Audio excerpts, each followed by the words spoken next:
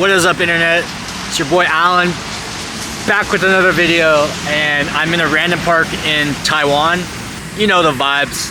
It's nighttime here in Taiwan and it's kind of rainy. I'm a big sunshine guy, but I'm gonna bring the energy for this video. And just for context on this channel, I basically have been posting random videos on what I find interesting or comes to my mind, and I've been kind of going with that flow. But maybe eventually I'll get to a point of consistency on topic, but I feel like my channel's been really random, and thanks for tuning into that. But in today's video, I want to talk about what it's been like taking a mini sabbatical from working corporate since I got laid off from my AI product marketing manager job. And I think this might be helpful for a lot of people that have been maybe getting recently laid off or have been working a really intense job and have been considering taking a mini sabbatical. I probably won't take a 1-year adult gap year.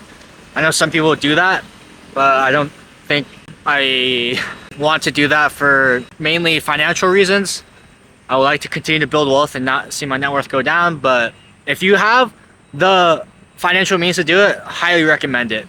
But one of the biggest benefits I've seen from taking around 4 months now to really decompress from the corporate grind is my stress levels have gone down significantly. So if you work a 9-to-5 job, you guys probably know that, you know, you're usually working 8 to 10 hour days. And specifically if you're working like a knowledge work job, you're usually working 8 to 10 hour days. But I think there are a lot of tensions of, you know, politics, not being quite sure on how to position yourself or frame or such a message or email, or you're trying to manage perceptions inside the company, and you have to deal with a lot of different people and personalities.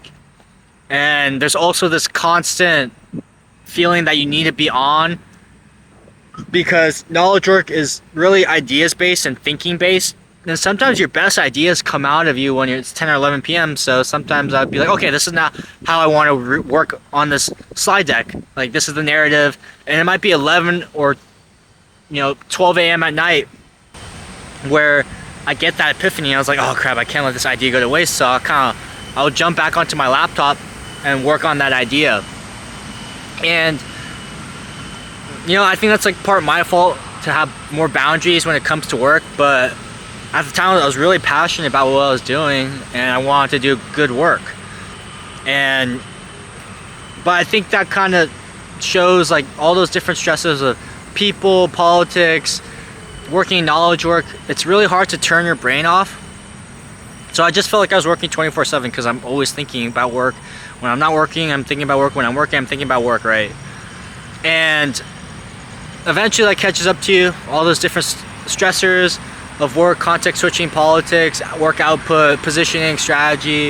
It kind of added up and it caused me a lot of stress. And now one of my only stresses is making these vlogs for everybody and focused on growing the channel and building passive income streams, and then also thinking about my next steps in my life.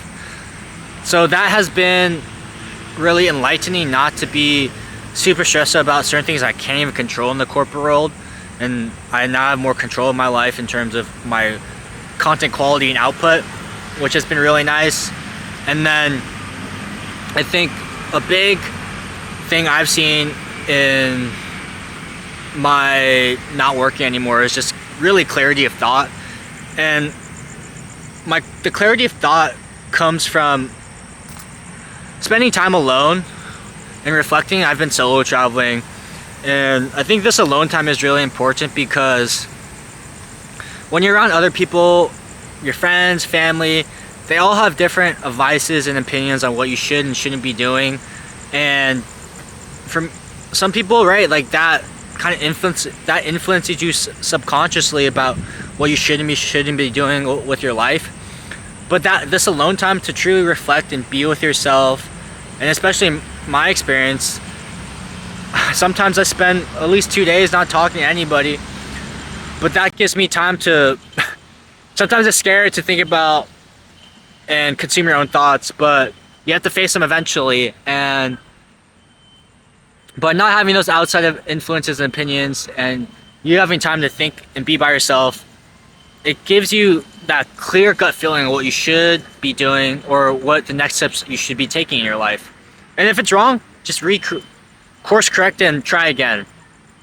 And I think sometimes people are saying, I can think about the next steps in my career while I'm working my 9 to 5. And I think that that's valid. You can obviously think about it. But also, it's super hard to get that clarity of thought because it's hard to fully reflect and think about where you want to go in your life while you're living that life. And you need to take a step back to truly be by yourself. Because I used to think the same. I was like, yeah, I can like figure out what I want to do with my life as I'm working this very intense job. But sometimes you just need that full break. And I just remember like in America, when you are in school, you get 2 or 3 months of vacation for summer vacation. Then you go back to the school year. And then why did we just all of a sudden think that when we became adults, we didn't need breaks anymore, especially in America? Now we only get 2 weeks of vacation, bruh. 20 days of vacation out, 2.5 weeks of vacation, and it might not even be spread out and all in one. You might take 1 or 2 days sporadically. And we're gonna spend the majority of our lives working, and only the first 18 years of our life we actually get those breaks. So that's why I also think it's really important to have those adult gap years and kind of let you be a kid again, explore yourself, have structured, unstructured days, pursue your passions, hobbies, play sports, take classes, take tennis lessons, golf lessons, art classes, and just be a kid again and really reignite that creativity within yourself. And I think if you're fortunate enough you can to take this downtime and have that clarity of thought, I think it's sometimes better than jumping into the wrong job. There's certain positions in my lifetime where I just felt like I needed to jump to the next job, and I put thought into it, but not as much thought into. It was more of the sense of like I just need to get a job. Let me just take the first job that comes through my way that meets most of my criteria. And I think that actually hurts me more in the long run, because now if I'm in the job I don't like, I have to course correct, and it could, if you end up choosing the wrong job, like at a poor quality company with poor quality people and leadership, it actually will hurt your resume more than not even being in a job. So I think that's also really important. So the moral of the lesson here is sometimes it takes you to go 1 step backwards to go 3 steps forward. And also sometimes I feel like it takes as much time to get out of something as it is to get into something. So for me, I was working my corporate job for a year, and I was considering just jumping right back into my next corporate job. But I think as I was reading books on what the power of sabbatical breaks is, I learned that actually it takes time to grieve a certain loss. Like maybe it takes a month to 3 months to grieve that loss, and you're kind of doing yourself a disservice of not fully processing that certain experience by just jumping right back into sending out your applications like 20 minutes after you got laid off. You're not giving yourself that time to grieve that loss, and that's also really important. From my experience, I've been unemployed now for 4 months. It actually has taken me 3.5 months to fully decompress from the corporate rat race, and I didn't think it would take that long. I was like thinking maybe it would take a month, but it's taken me longer than I expected. And I think I'm finally getting back to feeling normal at around 4 months. So I think I'll be like fully recovered by 6 months in, but I'm gonna have to start interviewing sooner than that. But we'll cross that bridge when it gets there. You know what they say, right? I think it's been really nice for me to fully mourn that job loss and that loss and reflect on back what I want to do with the next steps in my life. And I've been really fortunate enough to have low costs. I had a high saving rate the last 5 years, and it's allowed me to afford this mini sabbatical. And I think one of the last benefits I've talked about already on this channel is I've been able to pursue my passions again. I'm making these videos. While making these videos is a grind sometimes, don't get me wrong. I find so much enjoyment and passion from doing it. I've really just enjoyed the process of this creativity and documenting my life, and also providing value to you guys. So thanks for tuning into the Stream of Thought video. I want to share the values of this mini sabbatical I've been on as I've taken a 4-month break from work.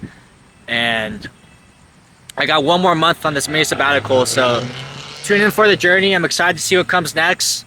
The stresses of work really add up over the years, and taking a step away to get that clarity of thought has been really valuable.